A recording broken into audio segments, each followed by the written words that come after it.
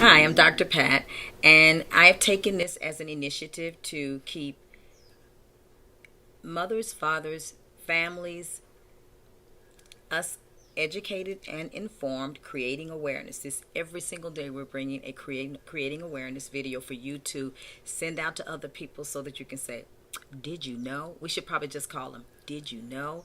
Because one of the biggest things that happens when things are slide under the radar is, for the most part, by the time the common population, or the general population, better words to say, find out about a particular agenda, they've already been working on it 10, 15, 20 years.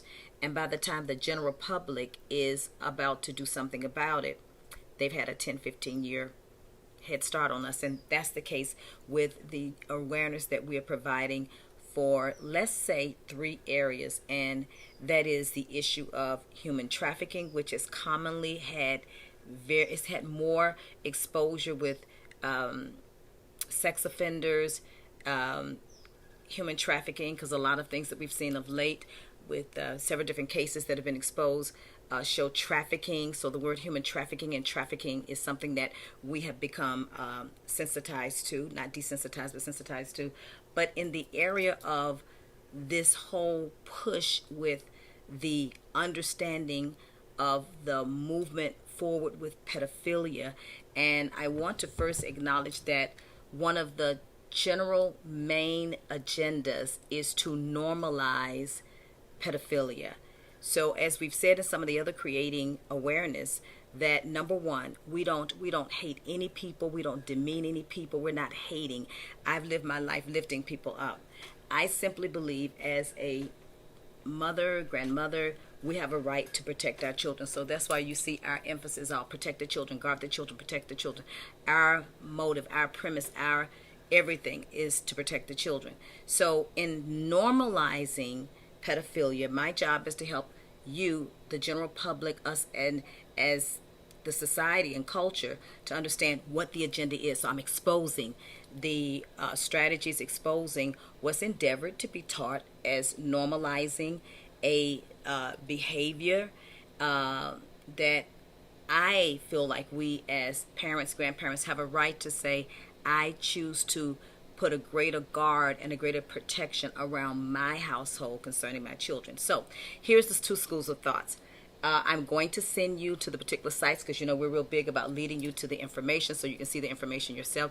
And this particular one happens to be a TED Talk that I will send you. All I need you to do is email me at onevoiceprayer.com. It'll be on the screen, onevoiceprayer.com. But even quicker, if you want it really, really quicker, like the quickest way, and if you want to continue to get as soon as, because like stuff is being flooded to me as we've created awareness, things are coming to me from all over the world, things that have been like under a rock, and you think, how in the world do we not know this? Like, where were we? Were our head in the sand? And the moment I get them, the notification will go off on your phone through the YouTube channel, and it won't be something that's going off all day. We're not going to bug you, not going to inundate you with a lot of material. It's just like periodically as it's coming in, so that you can be, especially those of you who are in positions that need to be on the cutting edge of what's going on. Like, you can't afford to wait till things trickle down 2 or 3 months later, particularly for those who work with children. So one of the things in the comment, like every particular transformation of culture and society has to begin to start with a shifting with mindset. There must be a paradigm shift, and you have to begin to desensitize people to what was formerly an area that might have been considered a phobia, or people just a disdain or a disorder. So this is the school of thought, and I'm going to send you this particular TED Talk. I'll be glad to give you all the information I'm sharing with you today. Some of the things you see on the screen, all you have to do is just text me at 310-347-4524. I gotta learn that. 310-347-4524. And the number be on the screen. And as you text me, click or yes, I do want the information, because I respect your privacy. I don't want to infringe upon your privacy. We're not one of the kind of people to push material on people that don't want it. So this is only if you want it. I want to give you the information so that you won't be in the dark about these things. So a sex offender is considered a person that has exercised the act of violating a minor. A pedophile, a person that's a pedophile, has the fantasies, they have the attraction, they have the desire, as they say. They don't know why they were born like that. They have a passion and a strong attraction. Their mind is attracted to little children, and then it's categorized in different categories like 10 and under, 5 and under, 10 to 14, 15 to 19, classifies the different types of pedophiles. They each have a different name in every category. So every day we'll pass these out to you with our creating awareness, and you get them out to people. So now this is what's happening, and the plan is they're all ready to get it into our educational system to begin to teach and to reclassify this category so that it's normalized and it's no longer considered criminal. So then no longer they have to be registered as an offender. I'm going to get you everything you need. Just stay with me. So the pedophile, which you will see on this TED Talks, this young girl is saying they can't help it. They're this way. They shouldn't be judged. That they just have these attractions. The MAP, minor attracted people. They can't help it. So, but we must help them by telling them you're okay being that way as long as you keep it in your mind. As long as the fantasies are in your mind. Long as you don't act it out. Because the moment you act it out, now you are a sex offender. Any of you that knows the way the mind operates, so let me tell you what that's like. A person, I'm going to keep it very natural, non-judgmental. A person has a craving for chocolate, and they have a sweet tooth, and they just love sweets. And they just live with that sweet tooth all their life. And it's acceptable. It's acceptable that you're born with a sweet tooth. Your mother had a sweet tooth. Your mother's had a sweet tooth. And I mean, it's on your mind all the time. And when you see sweets and you see something sweet, oh, you just, your mouth waters and you just, but don't ever eat any desserts, anything sweet. So throughout life, we're supposed to believe that you can be in the midst of all these you can go to a bakery, you can go to cold store, you can go to places with all kinds of, let's even think about the French pastries and all the kind of places that creme brulee, cream like cool like key lime pie and all these different things, and you can desire it and want it, but don't ever partake. So human nature doesn't operate like that. I'm not willing to jeopardize my grandchildren, and if I was a parent, my child, on that one particular day that person may be weak. Like, think about when you're on a diet and like, I ate some sweets today. I was weak today. So the one day that person who is a pedophile, who thinks it and has a fantasy, they're weak that day, and what's jeopardized is the safety of your child. That's the school of thought that we're being expected to believe, and it's being in textbooks and being taught in psychology right now. Please, I beg you, get in touch with me at 310-347-4524 so I can give you the TED Talk itself. I want you to see this.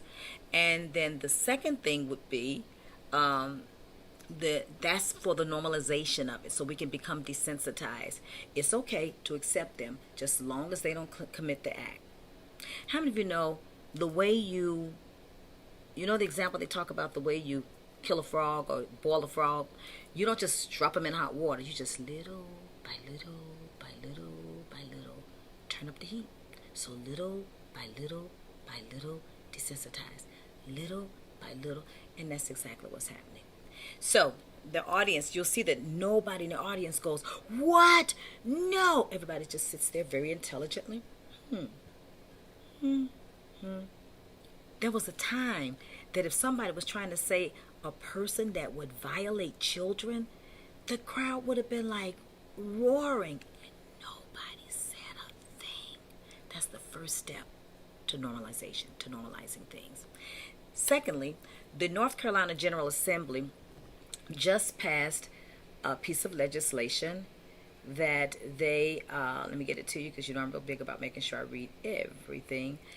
They just passed a piece of legislation, and I want you to listen to this. This is the North Carolina General Assembly. Again, I will be glad to get all these documents to you. It's my passion to invest in you. No charge, no money, no trying to get you on a string to reel you in and bait and switch. As a mother and a grandmother, I want to give you everything you need, and all I ask you to do, keep circulating it. Keep getting the word out. So North Carolina being a very conservative state, can you imagine if this is what the case is in North Carolina, what the case would be in some areas that they've always already had a running start, like in New York and in California. So let me read. And I'm doing this without my glasses, okay? Can y'all remind me to have my glasses tomorrow when we do our creating awareness? Okay, because Ashton forgot to tell me. Don't you forget. All right, come on, you say, Doc, where's your glasses? Okay, so thank God for iPhones, we can blow them up, okay? So here the legislation reads that individuals registered on August the 1st, 2020, which is, by the time you're watching this, I don't know when, but when we recorded, it's in the month of July, so it's going to circulate throughout the year. Hopefully you guys get this out. August 1, 2020, registration is solely based on a substantially similar determination for an out-of-state or a federal conviction of the right to contest the registration requirements and the process provided in the new GS 14-208-12. Hold on just a second. -12, and this, hold on, and I don't know how my grandkids, like, you can tell you how much I love them. I mean, I got do not disturb, and they just got this kind of way to just getting past the do not disturb. There's nobody but Tia. The registration requirement, we read out the GS 14-208-12B, and it applies to any persons notified of the right to contest registration of a sex offender on or after 1 August 2020.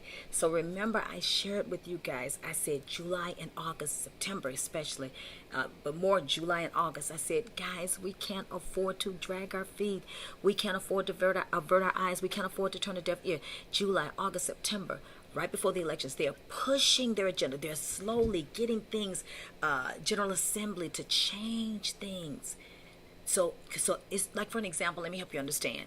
Like, when right now on your phone, there is an app that is the COVID-19, the app that can log and detect. So that's on your phone for a reason.